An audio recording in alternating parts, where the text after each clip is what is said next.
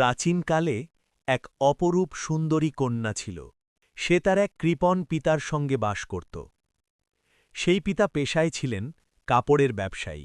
মেয়েটি যেমন ছিল অপূর্ব সুন্দরী, তেমনি ছিল তার চরিত্র ও নৈতিকতা। তার সৌন্দর্য ও গুণের খ্যাতি এতটাই ছড়িয়ে পড়েছিল যে বহু যুবক তাকে বিয়ে করার জন্য প্রতিযোগিতার মতো করে প্রস্তাব নিয়ে আসত।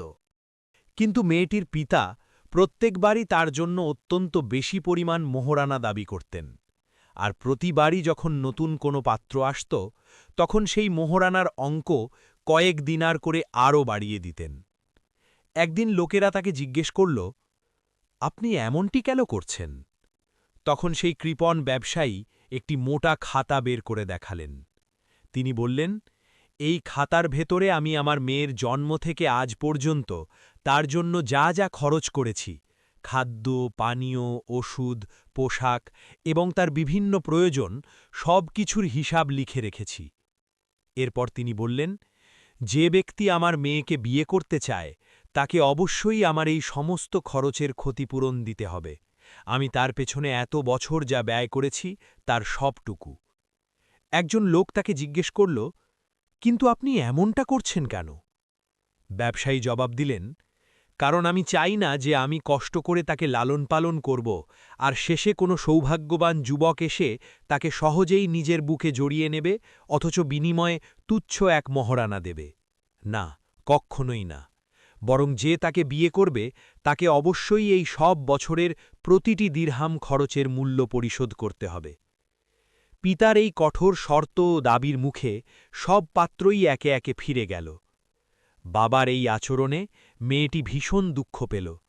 সে একদিন বাবার কাছে এসে বলল, বাবা, আপনি আমাকে কোনো পণ্যের মতো করে তুলছেন, যেন আপনি যখন ইচ্ছা আমাকে বিক্রি করবেন, শুধু সেই দামটি পেলেই যা আপনি চান।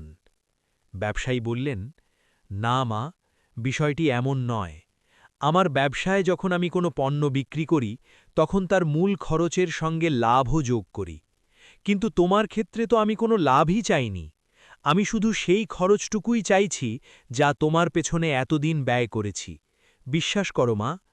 মেয়েটি বিরক্ত ও অসন্তুষ্টভাবে মাথা নাড়ল। তারপর বলল, মনে হচ্ছে এ নিয়ে কথা বলে কোনো লাভ নেই। এই বলে সে দ্রুত কাঁদতে কাঁদতে নিজের ঘরের দিকে চলে গেল। এইভাবে দিনগুলো একের পর এক কেটে যেতে লাগল।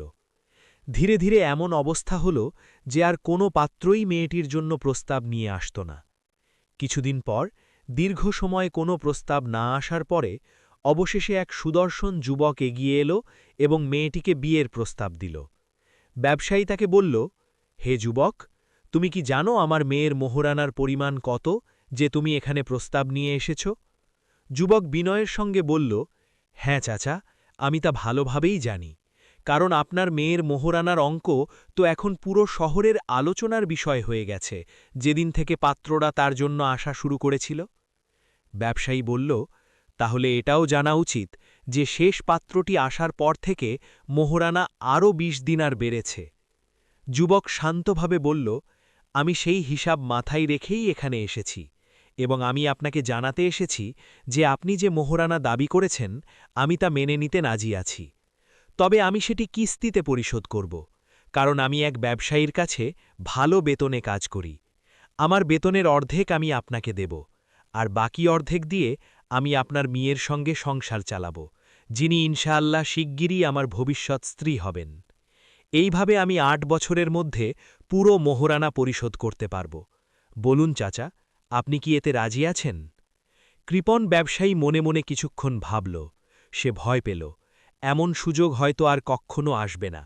তাই সে বলল, যেহেতু টাকা কিস্তিতে দেওয়া হবে তাই আমাকে শেষ পর্যন্ত মোহরানার অঙ্ক কিছুটা বাড়াতে হবে। এর মানে হল তোমাকে তোমার বেতনের অর্ধেক দিতে হবে ৮ বছর নয়, বরং ১০ বছর ধরে। যুবক কিছুক্ষণ চিন্তা করে বলল, আমি এতে রাজি আছি, তবে একটি শর্ত আছে। আমাদের দুজনেরই একটি লিখিত দলিলে স্বাক্ষর করতে হবে, যাতে প্রত্যেকের অধিকার নিশ্চিত থাকে। ব্যবসায়ী জিজ্ঞেস করল, সেই দলিলে কি লেখা থাকবে? যুবক বলল, দলিলে উল্লেখ থাকবে যে আমি ১০ বছরের মধ্যে সম্পূর্ণ মোহরানা পরিশোধ করতে বাধ্য থাকব, আর যখন পুরো মোহরানা পরিশোধ হয়ে যাবে তখন আপনার সম্মানিতা কন্যা সম্পূর্ণভাবে আমার অধিকারভুক্ত হবেন। এই বলে যুবক একটি কাগজ বের করল, যেখানে তার আগেই স্বাক্ষর করা ছিল। মেয়েটির বাবা মনোযোগ দিয়ে সেই কাগজটি ভালোভাবে পড়লেন। সবকিছু বুঝে নেওয়ার পর তিনিও তাতে স্বাক্ষর করলেন। শহরের কয়েকজন সম্মানিত ব্যবসায়ীও সাক্ষী হিসেবে সেই দলিলে স্বাক্ষর করলেন। এইভাবেই অবশেষে কৃপণ ব্যবসায়ীর সুন্দরী কন্যার সঙ্গে সেই সুদর্শন যুবকের বিয়ে সম্পন্ন হল। বিয়ের পর একদিন স্ত্রী তার স্বামীর কাছে অনুরোধ করল যেন তাকে তার বাবার সঙ্গে দেখা করতে যেতে দেওয়া হয়। স্বামী সানন্দে তাতে সম্মতি দিল। এরপর থেকে মেয়েটি নিয়মিত তার বাবার কাছে যেত। সে বাবার সেবা যত্ন করত, তার পছন্দের খাবার রান্না করে দিত, তাকে যত্ন করত এবং তাকে আনন্দ দেওয়ার চেষ্টা করত। এইভাবে টানা 10 বছর ধরে সে কখনোই তার বাবার কাছে যাওয়া বন্ধ করেনি। এই দীর্ঘ সময়ের মধ্যে একবারও সে বাবার খোঁজ নেওয়া থেকে বিরত হয়নি। দিন যেতে লাগল, আর দেখতে দেখতে 10 বছর পূর্ণ হয়ে গেল। সেই সময়ের মধ্যে যুবকটি পুরো মোহরানার টাকা পরিশোধ করে ফেলেছিল। কিন্তু কিছুদিন পর হঠাৎ করেই বাবা লক্ষ্য করলেন তার মেয়ের আসা যাওয়া বন্ধ হয়ে গেছে। মেয়ের সঙ্গ না পেয়ে তিনি গভীরভাবে তাকে অনুভব করতে লাগলেন। সপ্তাহ পার হয়ে গেল, তারপর মাসও কেটে গেল, তবু তিনি মেয়ের কোনো খবর পেলেন না। এমনকি কেন সে আসা বন্ধ করেছে তাও জানতে পারলেন না। এর ফলে তার অবস্থা ক্রমেই খারাপ হতে লাগল। তিনি বারবার মেয়ের নাম উচ্চারণ করতেন, তার জন্য আকুল হয়ে উঠতেন। আর তখন তিনি গভীর অনুতাপে ভুগতে লাগলেন, কারণ নিজের লোভ ও কৃপণতার জন্যই তিনি মেয়েকে এমনভাবে হারিয়েছেন। অবশেষে তিনি মেয়ের বাড়ির দিকে রওনা হলেন। কিন্তু সেখানে গিয়ে প্রতিবেশীদের কাছ থেকে জানতে পারলেন যে তার মেয়ে ও জামাই অনেক আগেই সেই বাড়ি ছেড়ে চলে গেছে। কথা শুনে তিনি প্রায় পাগলের মতো শহরের রাস্তায় রাস্তায় ঘুরতে লাগলেন, কেবল তার মেয়েকে খুঁজে পাওয়ার আশায়। দীর্ঘ খোঁজাখুঁজির পর অবশেষে তিনি কষ্ট করে জামাইয়ের নতুন বাড়ির সন্ধান পেলেন। তিনি দরজায় কড়া নাড়তেই জামাই দরজা খুলল এবং কিছুটা বিরক্তি নিয়ে জিজ্ঞেস করল, আপনি কি চান? ব্যবসায়ী বললেন, তুমি কি আমাকে চিনতে পারছ না বাছা? আমি তোমার স্ত্রীর বাবা। যুবক বলল, হ্যাঁ, আমি আপনাকে চিনেছি, কিন্তু আপনি এখানে কি চান? বৃদ্ধ ব্যবসায়ী বললেন, আমি আমার মেয়েকে একবার দেখতে চাই। যুবক তার দিকে তাকিয়ে বলল, দুঃখিত মহাশয়। এই আচরণে অসহায় পিতা ভীষণভাবে মর্মাহত হলেন, কিন্তু নিজেকে সামলে নিয়ে আবার বললেন, বাবা, আমি শুধু এক মুহূর্তের জন্য আমার মেয়েকে দেখতে চাই। দয়া করে আমি তোমার কাছে অনুরোধ করছি। যুবক তখন বলল, আপনি তো জানেন আমাদের মধ্যে একটি চুক্তি হয়েছিল। সেই চুক্তি অনুযায়ী আপনি আপনার মেয়েকে আমার কাছে বিক্রি করেছেন, আর আমি আপনাকে তার জন্য বিপুল অর্থ পরিশোধ করেছি। সুতরাং এখন আর আপনার কোনো অধিকার নেই তাকে দাবি করার বা তাকে দেখার, বরং আমার বাড়ির দরজায় দাঁড়িয়ে থাকাটাও আমাদের সেই চুক্তির লঙ্ঘন। এখন এখান থেকে চলে যান, নইলে আমি শহরের কাজীর কাছে যাব, যাতে তিনি আমাদের মধ্যে বিচার করে দেন। এই কথা শুনে কৃপণ ব্যবসায়ী জামাইয়ের দরজার সামনে ভেঙে পড়লেন। তিনি কাঁদতে কাঁদতে বললেন, আমি আর কোনো টাকা চাই না, বরং তোমার কাছ থেকে যে টাকা নিয়েছি সবই তোমাকে ফিরিয়ে দেব। শুধু আমাকে একবার আমার মেয়েকে দেখতে দাও। যুবক শান্ত স্বরে বলল, দুঃখিত মহাশয়, চুক্তি তো চুক্তি, এতে আর ফিরে যাওয়ার সুযোগ নেই। তবে আপনি যদি নতুন কোনো চুক্তি করতে চান, তাহলে আপনাকে আমাকে সেই টাকার দ্বিগুণ দিতে হবে যা আমি আপনাকে দিয়েছিলাম। তখন হয়তো আপনি আপনার মেয়েকে দেখতে পারবেন। ব্যবসায়ী কিছুক্ষণ নীরব হয়ে রইলেন।